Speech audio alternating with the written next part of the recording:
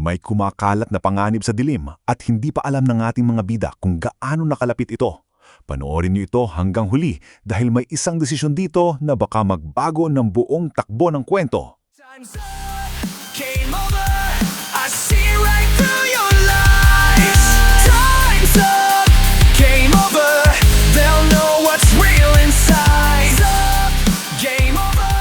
Your empire's gonna fall. Kumusta mga Katoon Fam? Bago tayo magsimula, sana huwag kalimutang mag-follow at i-on ang notifications para hindi kayo mahuli sa susunod na kabanata. Dugo sa mata at ilong. Ganun kabigat ang naging kapalit nung ginamit ni Woojin ang kanyang awakened form laban kay Gagamboy. Black Lightning, sobrang bilis at bago pa man makapagpakawala ng atake yung mga gagambang tropa, tapos na sila. Si Gagamboy na lang ang naiwan at doon nagsimulang magmakaawa, mag-alok pa ng tigil muna tayo. Pero alam natin, hindi umaatras si Woojin kapag ganito na ang laban. Isang tanong lang ang itinapon niya at yun na rin ang naging huling sandali ni Gagamboy. Ang problema, hindi rin biro ang naging kapalit nito kay Woojin. 3 araw siyang walang malay, tapos may Inquisitor pang bigla na lumitaw para tanungin siya ng husto. Buti na lang pumasok si Elder Bow para ayusin agad yon. Pero ang pinaka-nakakagulat, bigla siyang binigyan ni Elder Bow ng Monster Core na galing mismo kay Gagamboy. May bukod palang dahilan si Elder kung bakit niya ito binigay, at yun mismo ang bubuksan natin sa chapter na ito. Matapos bumalik ang naubos na lakas ni Woojin dahil sa nakaraang laban niya, ay sa wakas na isipan na rin ng ating bida na magpapogi. Ito ay dahil nagpapogi na si Woojin ng kanyang buhok mga Katoon Fam. At pagkatapos niyang magpagupit, ay isinuot na ng ating bida ang kanyang bagong armor na nakuha naman niya as a reward sa kanyang matagumpay na natakos na misyon. Masayang nagsalita si Elder at sinabi na mukhang bagay daw sa ating bida ang kanyang bagong armor. Tumugon naman sa isinabi ni Elder si Woojin at sinabi na napansin daw pala ito ni Elder. Kasunod naman nito ang pagsasalita ng ating bida sa kanyang isipan na hindi lang daw ito komportable suotin dahil parang feeling niya daw ay parte na ito ng kanyang sariling katawan mga Katoon Fam. Dagdag pa ng ating bida na kung alam niya lang daw na ganito kaganda magsuot ng isang armor ay matagal na sana siyang nagpalit ng kasuotan at nagpagawa ng sarili niyang armor sa simula pa lang. Naputol naman ang pag-iisip ni Woojin dahil tumawa si Elder at nagsalita na wag lang husgahan ng ating bida ang armor na ito sa pagsuot niya lang dito dahil ang tunay daw na halaga nito ay hindi sa pagiging komportable nito. Hindi naman nagets ng ating bida ang ibig sabihin ni Elder Bow mga Katoon Fam, kaya naman nagulat si Woojin sa ginawa ni Elder. Ito ay dahil hindi na inaasahan ng ating bida na aatakihin siya ni Elder Bow mga Katoon Fam. At gano'n na nga, bam! Isang Mana Art Palm Strike ang tumama sa nagulat na si Woojin. At dahil sa ginawa ni Elder ay napaisip ang ating bida at tinanong sa kanyang sarili kung anong problema ba daw ng matandang ito dahil basta-basta na lang inatake ni Elder ang isang taong 3 araw nang walang malay. Subalit na-realize naman agad ng ating bida na ang ginawang atake ni Elder ay walang pinsalang nagawa sa kanyang katawan. Nagsalita si Elder at ipinaliwanag sa ating bida na yan daw ay dahil ang armor na suot niya ngayon ay isang relic.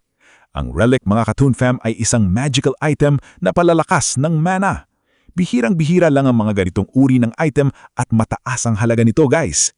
Nagsalita ulit si Elder at sinabi na ang armor na suot ng ating bida ay magaan lang tulad ng isang balat ng halimaw at isa daw itong misteryosong kagamitan. Pero ang depensa daw nito ay kasing tibayan ng isang buong set ng plate armor. Dahil dito, nagulat ang ating bida na relic ang kanyang suot. Kaya naman napasabi na lang siya na malamang daw ay napakamahal ng suot niyang armor mga Katoon Fam. Kasunod naman ito ang pagdating ni Cindy at sinabi sa ating bida na tama daw ang ating bida na napakamahal nito. Dugtong pa ni Cindy na kahit gaano pa kadaming gold ang meron ng ating bida ay hindi madaling makahanap ng isang relic. Dagdag pa ni Cindy na bukod pa daw sa relic armor na natanggap ng ating bida as a reward sa kanyang matagumpay na natapos na misyon, ay makakakuha pa ang ating bida ng 2,000 gold coins. Wow! Mapapasana all ka na lang talaga mga Katoon Fam. Dahil sa napakalaking halaga ng reward na ito, ay tinanong niya sina Elder at Cindy kung sigurado ba daw nilang ibibigay nila sa kanya ang ganitong kalaking reward. Sumagot si Elder at sinabi na karapat-dapat naman daw itong matanggap ng ating bida dahil daw ang mga Rift Cores at ang Dark Priest na tinalo ng ating bida ay talagang napakalaking achievement ang nagawa nila dahil kay Woojin. Dagdag pa ni Elder na lampas daw sa karaniwan ang naging ambag ng ating bida kaya naman nararapat lang daw na matanggap niya ang mga ito. Dugtong naman ni Cindy na siyempre naman daw karapat-dapat ang ating bida at bukod pa daw dito ay personal pa niyang dinagdagan ng reward at galing mismo sa sarili niyang bulsa mga katunfam. Napaisip naman si Woojin at sinabi na gaya nga daw talaga ng inaasahan niya na ang ganitong trabaho ay meron napakalaking reward din na kapalit. Subalit hindi pa rin nawawala ang pagdududa ni Woojin dahil para sa kanya kapag sobrang bait daw ng isang tao ay mas kahina-hinala ito mga katunfam. Kaya naman tinanong ni Woojin ang dalawa kung bakit daw napakabait nila sa kanya. Kasunod nito ang pagsasabi ng ating bida ng may malamig na boses na bakit napakabait pa rin daw nila kahit alam naman nilang kumakain siya ng mga monster cores. Simpleng natawa lang naman si Elder sa tanong ng ating bida at sinabi na kahit daw tinatrato na nilang tama at maging mabait sa ating bida ay hindi pa rin nawawala ang pagdududa ng ating bida sa kanila. Dahil dito hindi naman nakapag-react agad si Woojin at sinabi niya na lang na hindi naman daw ganoon mga katunfam. Matapos ang masayang sandali ng ating mga bida ay sumapit na ang gabi mga katunfam. Lumipat tayo at bumalik sa lugar kung saan nakipagbakbakan si Woojin kay Gagamboy. Samantala dito sa taas ng bangin ay may dalawang knights ang naiwan upang magbantay at isecure ang area. May napansin ng isang knight at tinanong niya ang kanyang kasama kung meron ba siyang nakitang gumalaw. Habang humihikab pa ang knight na kasama ay sumagot ito at sinabi na ano ba daw ang pinagsasabi ng kanyang kasama dahil sigurado daw siya na hangin lang ito dahil malakas ang hangin dito. Mabilis namang sumagot ang kasama niya at hinanda ang kanyang spear at sinabi na hindi daw ito hangin lang dahil sigurado daw siya na may nakita siyang gumalaw kanina. Sumagot naman ulit ang humihikab at naiinis nitong sinabi na tumigil na daw ang kanyang kasama sa pagsasabi nito ng mga walang kabuluhan. Ngulit hindi pa natatapos magsalita si Boy Hikab nang biglang may isang kadena ang biglang lumitaw at mabilis pumulupot sa kanyang leeg mga katunfam. Salamat sa pagbisita sa Tambayan Toon Time, munting tahanan ng mga kwentong para sa inyo. Kasunod nito ang madugong pagkaputol at paglipad ng ulo ng kawawang si Boy Hikab, guys. At ganoon na nga, lumabas na ang pumatay kay Boy Hikab gamit ang kanyang meteor hammer o mas kilala sa tawag na chain ball weapon kasabay ng napakalakas nitong paghahalakhak mga katunfam. Dahil dito, galit na galit at pamurang tinanong ng knight na may spear ang Dark Priest na pumatay sa kanyang kasamahan. Ngunit isang matigas at malaking metal ball ang sumagot sa kawawang knight na kumitil sa kanyang buhay, guys. Matapos nito, dumating na ang iba pang mga Dark Priest sa lugar at bumaba sila sa bangin. Nagsalita ang babaeng Dark Priest at sinabi na nakakatawang isipin daw na natalo lang ang kanilang bunso ng mga walang kwentang hangal. Ang tinutukoy ng Dark Priest na babae ay si Gagamboy mga katunfam. Ang pangalan ni Gagamboy ay Enoch. Dugtong pa ng Dark Priest na babae na hanggang sa huli ang kanilang bunso daw ay isang basura lang pala. Nagsalita naman ng Dark Priest na may meteor hammer at sinabi na mukhang may mga tao daw na mas malalakas pa kaysa doon sa pinatay niyang mahihinang knights na nakabantay.